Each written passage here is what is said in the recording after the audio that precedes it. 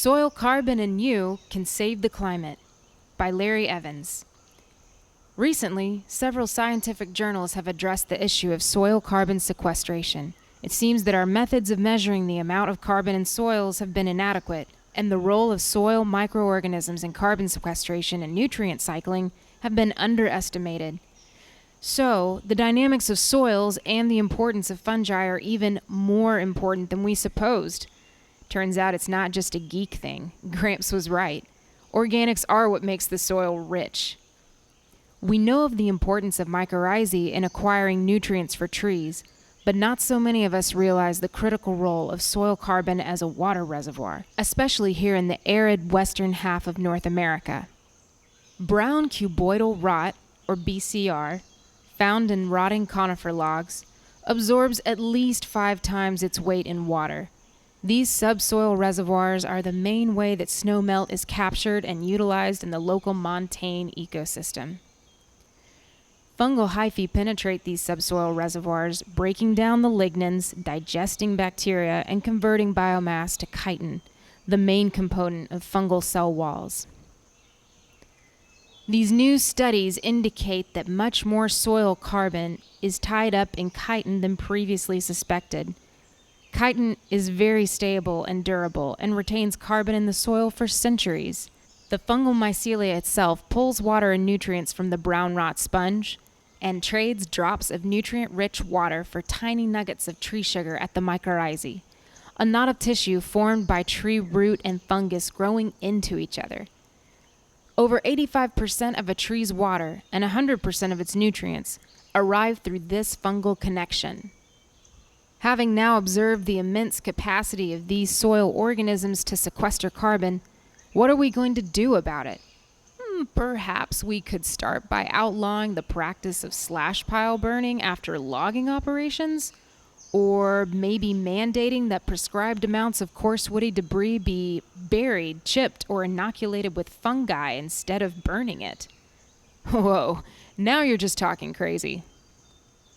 Fungi, selected on the basis of their ability to produce an edible mushroom, their ability to produce water-retaining BCR, and the value to wildlife, now offer a way out of our wildfire crisis. The United States Forestry Service estimates that a minimum of 360, where most upper estimates say 700 million tons of carbon dioxide are put in the air annually from burning operations. And smoke from fire remains the most common complaint to the USFS offices nationwide. This represents 15% of human-caused carbon dioxide emissions nationally. I once mentioned to the University of Montana Dean of the School of Forestry that some 2/3 of the biomass in the forest was sequestered and metabolized. Even in a fire-dependent ecosystem, I said, most of the organic material remained in the soil, not burned off as fuels. I don't know about that, Larry, he frowned. I think it's closer to 80%. Our native ecosystems rely upon the presence of brown cuboidal rot in the soils. Late in the game, forest managers are recognizing the importance as well. But long-held views of wood as fuel distort the debate and obscure the role of wood as a key moisture-retaining component of our montane soils. The act of burning wood is inefficient to start with. Flaring off the water molecules present in wood absorbs a large amount of the energy released by the combustion process. This vaporized water and carbon dioxide then enters the atmosphere and leaves western Montana for somewhere downwind. Contrast that with buried wood, which has a half-life in the soil of several years, during which it will retain and supply moisture, yielding a net gain of moisture to the local environment when it's gone. Virtually all the energy and nutrients released by metabolism will be used by the local ecosystem instead. A good percentage of the carbon will remain as soil. I recently taught a section at a permaculture class, and they were all excited about Hugelkultur, a novel way to provide plants with moisture without irrigating by burying a wood pile under your garden or planting your garden atop a wood pile. In this case, the rotting logs do what rotting logs do: absorb and create moisture as they are broken down by fungi. Hugelkultur is one example of how natural processes can and should be employed in our forest management practices. A familiar example of this, for all you naturalists, foresters, and ecologists, is the notion of a nurse log that supports and sustains young seedlings. The ghost of a tree on the forest floor provides habitat to insects, fungi, and bacteria as well. Soil carbon should be the carbon sink that allows us to sequester enough carbon out of the atmosphere to balance our massive fossil fuel footprint. But we must review and revise the ways we manage the soil, because now we are in the process of losing soil carbon, not sequestering it, on a landscape level. By classifying all organic material as fuels, we lose sight of its primary purpose in the ecosystem, which is not a fuel, but rather a sponge. Why is soil carbon important again? Soil carbon, often in the form of brown rot or lignin, is the crumbly, cuboidal stuff left over when a rotten log goes soft. It absorbs about 5 times its weight in water. Gravel, the other component of our mountain soils, absorbs none. Soil carbon is the sponge that keeps water in the ecosystem. Many forested areas of the Western Rockies are anomalies in that they support forests which current precipitation would not permit. These forests thrive by merit of the fossil water represented in soils that historically were feet or even meters deep with brown cuboidal rot. Even in the driest of summers, I can take the class out in the old-growth forest and squeeze a shot glass of water out of a handful of brown cuboidal rot, still soggy from the winter snowmelt. Yet this irreplaceable resource is being eroded and burned away, and with it goes our best defense against wildfire. Soil and coal tell the history of fungi.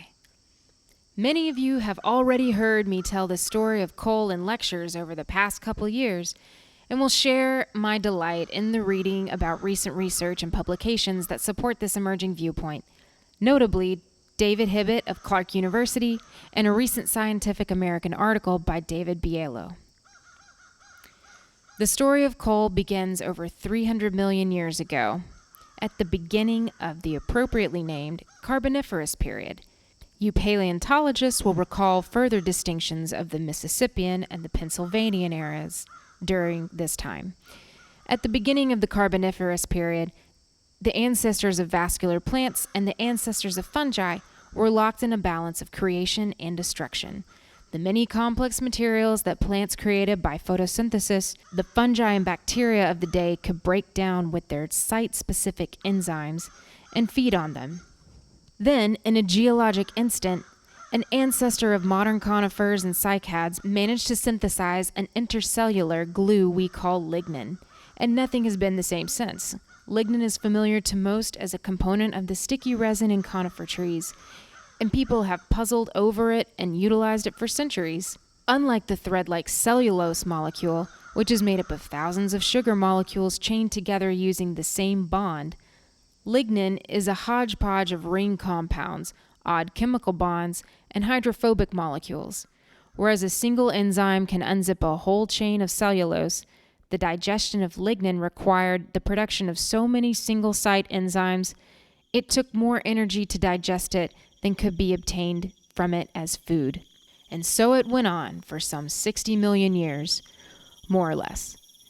Plants experienced a period of global dominance. As their lignin-laden bodies crashed to the ground, the carbon remained sequestered, piling up coal many meters thick in some places. Tremendous amounts of oxygen, liberated as carbon dioxide, was reduced to lignin and free oxygen. And at this time, the levels of oxygen in the atmosphere reached the all-time high of 35%. All this free oxygen had an effect. Insects, even with their poor gas exchange apparatus, received enormous proportions. Vertebrates got large and carnivores got efficient, and this oxygen had an effect on the microbiota of the planet, especially among some lucky members of the basidiomycete fungi. These fungi, in their daily work of breaking down wood, somehow manage to produce an enzyme that makes hydrogen peroxide from water and then abundant oxygen. We now name 3 of these exoenzymes that attack lignin: lactase, manganese-dependent peroxidase, and lignin peroxidase. These enzymes manage to burn apart the annoying and complex bonds of lignin, recovering energy from a new source. This new ability allowed the white rot fungi to dominate the niche of wood decomposition and nutrient liberation, and effectively ended the Carboniferous period about 245 million years ago. Today, their descendants, spread across dozens of genera and 7 continents, continue to be the main drivers in decomposition and nutrient cycling. Let's build on this to expand our understanding of the importance of carbon in soils. Terrestrial soil is the largest sink for carbon on our planet, vastly exceeding both the oceans and atmosphere in the carbon contained or sequestered there. Recent studies from the Smithsonian Institute show that the carbon sequestered in ectomycorrhizal ecosystems, think pine trees and their fungal partner Suillus, is much greater than the carbon sequestered in ecosystems dominated by other types of vesicular arbuscular mycorrhizal fungi, think orchids and legumes. And this should affect the way we manage these ecosystems. Because of their efficient system of harvesting nutrients from decaying vegetation, ectomycorrhizal fungi leave behind lots of carbon, but virtually no nitrogen, phosphorus, potassium, or other biologically interesting molecules. Vesicular arbuscular fungi, on the other hand, utilize different nutrient gathering techniques, resulting in more nutrients and bacteria left in the soil, more glomalins, and less overall carbon sequestered in its reduced form. Of course, many of you are now in cringe mode, knowing that I'm about to launch into another rant about the need to reform our current forestry practices to eliminate slash pile burning and address fuels reduction with metabolism rather than incineration. We need to place a much higher value on the presence of soil organic matter in our local Rocky Mountain neighborhood, or otherwise face an ecosystem collapse analogous to the Dust Bowl of the 1930s because we have removed too much material from the soil side of the carbon cycle. By letting our topsoil blow away or erode away or burn away, we reduce the remaining soil's ability to hold moisture. While it is all well and good that people voluntarily do the right thing, it is important that we incentivize carbon sequestration. We cannot continue to survive in a system where burning stuff is rewarded and burying stuff is not. The current administrative rhetoric of quote-unquote fuel reduction by burning needs to be replaced with the mantra of don't pyrolyze, metabolize.